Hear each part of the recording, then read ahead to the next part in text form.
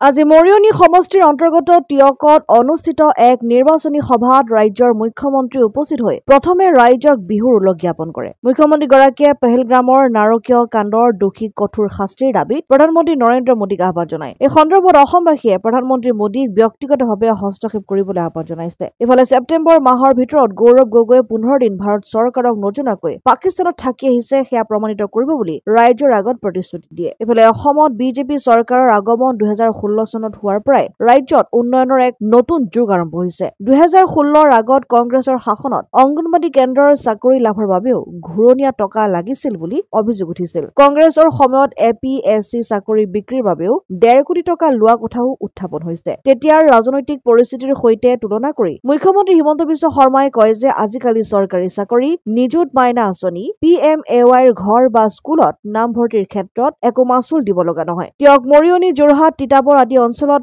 মে শেষ বা জুন মাহত মহিলাৰ গোটক 10,000 টকাৰ অৰ্থ সাহায্য প্ৰদান কৰা হ'ব আৰু উক্ত অঞ্চলৰ ৰাইজৰ বাবে 4,000 অতিৰিক্ত অৰুণোদয় প্ৰদান কৰা হ'ব। সেই ৰাজ্যৰ প্ৰগতি তথা উন্নয়ন অক্ষুণ্ণ ৰাখিবলৈ লুঙি দল কংগ্ৰেছক ৰাইজে বিচাৰে নে বিভিন্ন আঁচনিৰে ৰাইজক উপকৃত কৰা বিজেপি বিচাৰে, তাক চিন্তা কৰি উন্নয়নৰ পক্ষত বিজেপিক ভোটাধিকাৰ সাব্যস্ত কৰিবলৈ সকলোকে আহ্বান জনায়। গণশক্তি অসম ৰাভা যৌথ সংগ্ৰাম সমিতি আমি গোটেইবিলাকে একেলগে ইলেকশ্যন খেলিছোঁ। ৰাভা আচঙতো আমি খুব ভাল ৰিজাল্ট দেখুৱাব পাৰিছোঁ আৰু মই ভাবোঁ যে এইবাৰ পঞ্চায়ত নিৰ্বাচনতো আমি চমকপ্ৰদ ফলাফল দেখুৱাবলৈ সক্ষম হ'ম। কৰিমগঞ্জৰ অসম ইউনিভাৰ্চিটিৰ তেখেত অধ্যাপক, মোৰ অফিচে তেখেতৰ লগত যোগাযোগত আছে। মই ভাবোঁ যে তেওঁক আমি নিৰাপদে উভতাই আনিম।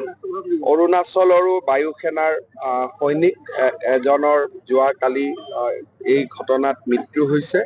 আমি তেখেতৰ নশ্বৰ দেহু নিশা 11:30 বজাত আহি পাব।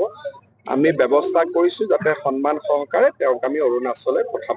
নিৰ্দিষ্ট কাণ্ডটোক লৈ একাংশই ৰাজনীতি কৰিছে আৰু কোনেও কণ্ডেম কৰা নাই। যোৰহাটৰ সাংসদেই কওক বা কেন্দ্ৰীয় তেওঁলোকৰ অসমৰ এজন সাংসদে 15 দিন সময় ইছলামাবাদত থাকি অহাৰ তথ্য অসম চৰকাৰৰ ওচৰত আছে আৰু এই সংসদজনে পাকিস্তান দূতাবাসৰ লগত তেওঁৰ সম্পৰ্ক ৰাইজৰ সন্মুখত আছে আৰু বহুত কথা পোহৰলৈ আহিব।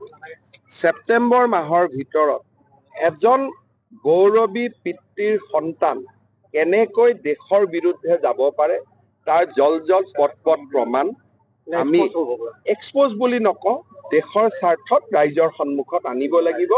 আৰু মই আজিয়ে কৈছোঁ যে 15 দিন ভাৰত চৰকাৰক নোকোৱাকৈ ইছলামাবাদত থাকি অহাৰো আমি প্ৰমাণ পাইছোঁ আৰু বিভিন্ন প্ৰমাণ আমাৰ হাতত আছে। গতিকে মই ভাবোঁ যে তাতেই কিজানি নামাজ পঢ়িব শিকি আহিছে, যি ধৰণে নামাজ পঢ়ে। গতিকে এই গোটেই কথাবোৰ ছেপ্টেম্বৰ মাহৰ ভিতৰত আমি জনতাৰ সন্মুখলৈকে আনিম। পাকিস্তান আমাৰ ডাঙৰ শত্ৰু, কিন্তু দেশৰ ভিতৰত থাকি পাকিস্তানৰ গুণগান কোৱাসকল তাতকৈ ডাঙৰ শত্ৰু। এই কথাটো আমি মনত ৰাখিব লাগিব। বাহিৰৰ মানুহজনক দেখিলে গম পাওঁ ই আমাৰ শত্ৰু, কিন্তু নিজৰজনক ঘৰত থাকিলে আমি গম নাপাওঁ এওঁ আমাৰ শত্ৰু। যি নহওক, বিভিন্নজনৰ সহায়ত আমি বহু দূৰ আগবাঢ়ি গৈছোঁ। ছেপ্টেম্বৰ মাহৰ 30 তাৰিখৰ আগতে আমি প্ৰতিবেদন জনতাৰ কি আওতালৈ আহে নাহে সেই সময়ত দেখা যাব। কিন্তু বহুবিলাক প্ৰমাণ আছে আৰু বহুবিলাক বিস্ফোৰক তথ্য ৰাইজৰ সন্মুখলৈ আহিব। মই এছেম্বলিটো কৈছোঁ, পাকিস্তানৰ লগত পৰিয়ালটোৰ সম্পৰ্ক স্পষ্টভাৱে আপোনালোকে দেখা পাব। তাত কোনো বিশ্লেষণৰ কোনো কথাই নাথাকিব। It will be black and white.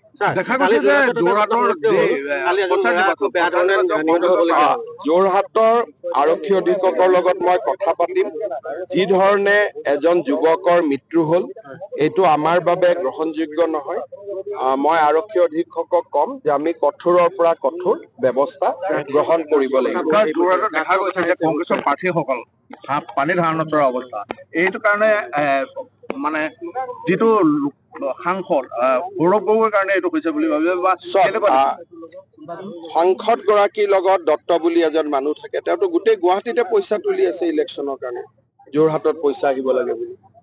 গোটেই ধুনীয়াৰ পইচা তুলি আছে এতিয়া পইচা প্ৰাৰ্থীসকলক দিছে নে নাই এইটো প্ৰাৰ্থীসকলক দিছে নে নাই মই নাজানো কিন্তু বিহুৰ সময়তে যোৰহাটৰ মানুহক কৰবাত চান্দা এটা দিব লাগে বুলি হুঁচৰি দল এটা আহিলে বটাখন আগবঢ়াই প্ৰণাম জনাব লাগে বুলিয়ে ইয়াত থকা নাই এইবিলাক কথাটো মই ইলেকশ্যনৰ আগতো কৈ গৈছিলো কাৰণ সৰুৰ পৰা মই দেখিছোতো ৰাইজেতো এতিয়া দেখিছে কিন্তু মইতো বাচ্চাৰ পৰাই দেখিছো গতিকে মই কোন বগা কোন কলা কোন ৰঙা কোন হালধীয়া মই ভাল কৰি বুজি পাওঁ দেখা গৈছে যোৰহাটত একক সংখ্যাগৰিষ্ঠতা পায় পঞ্চায়ত দখল কৰিব বিজেপিয়ে চাওক অসমত আমাৰ ভাল হ'ব বাকি জিলাৰ পৰিৱেশ অনুসৰি কৰবাত 100% কৰবাত 90% কৰবাত 80% হৈ থাকিব কিন্তু আমাৰ কৰ্মীসকল এবাৰ যথেষ্ট আত্মবিশ্বাসী মই যোৱাকালি শিৱসাগৰতো আছিলো তেওঁলোকে ভাবে যে এবাৰ ভাল ৰিজাল্ট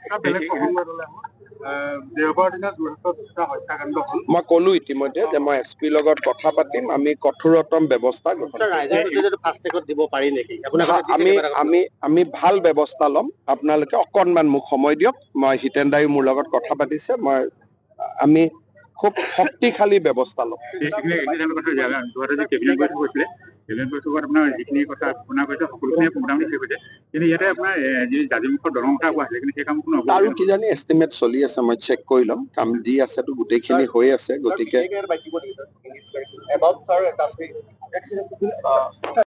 অসম আদিত্য টিয়ক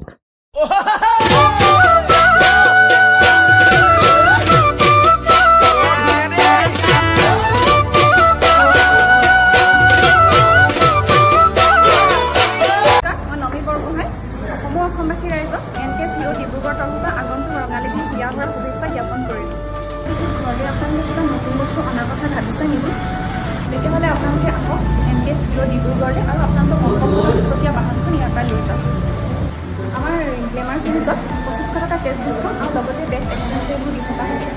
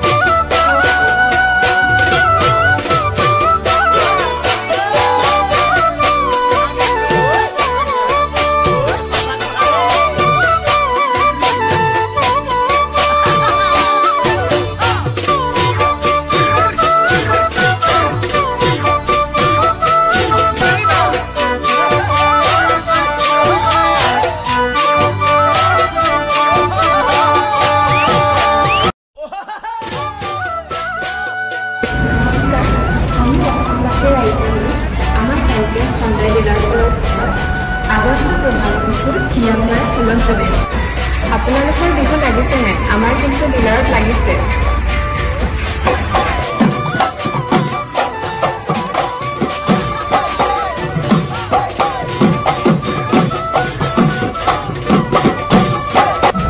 আৰু ডিছকাউণ্টসমূহ মই কৈ আছো ভেনু 70,000 ডিছকাউণ্ট চলি আছে আৰু I-20 65,000 ডিছকাউণ্ট চলি আছে আৰু I-10 ৰ